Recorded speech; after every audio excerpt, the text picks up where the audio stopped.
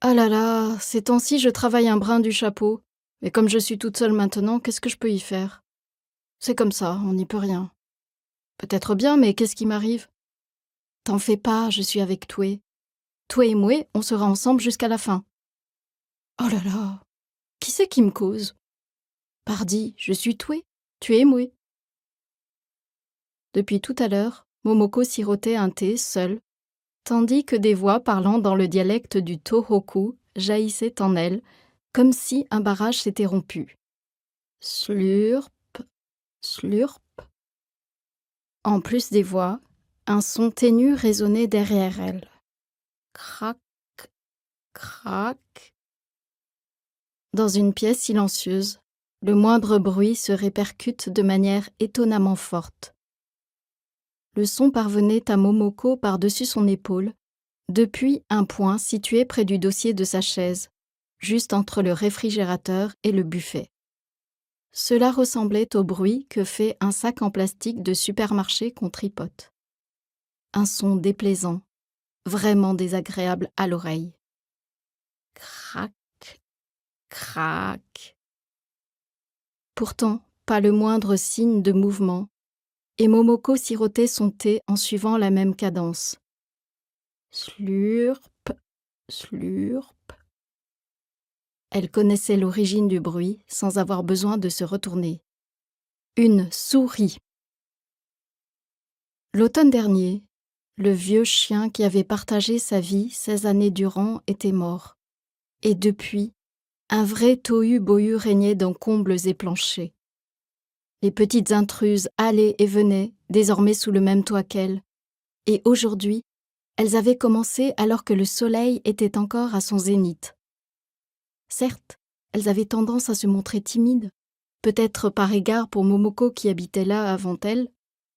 Néanmoins, faire du bruit semblait être leur profession de foi.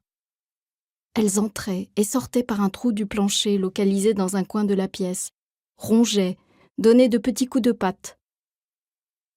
Naturellement, Momoko n'était pas assez courageuse pour les regarder, mais le bruit seul n'avait rien de très impressionnant une fois qu'on s'y était habitué.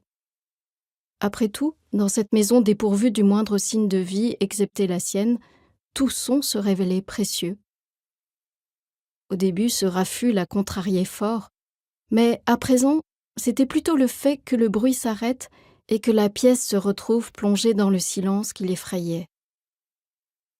Elle but son thé, une gorgée en faisant tourner son gobelet, une autre en goûtant l'agréable sensation de chaleur au bout de ses doigts entrelacés, et encore une gorgée par habitude. Sans raison particulière, elle regarda ses mains, des mains qui avaient beaucoup servi. Quand elle était enfant, un jour, elle avait caressé et frotté, étiré et même pincé la peau sur la main de sa grand-mère.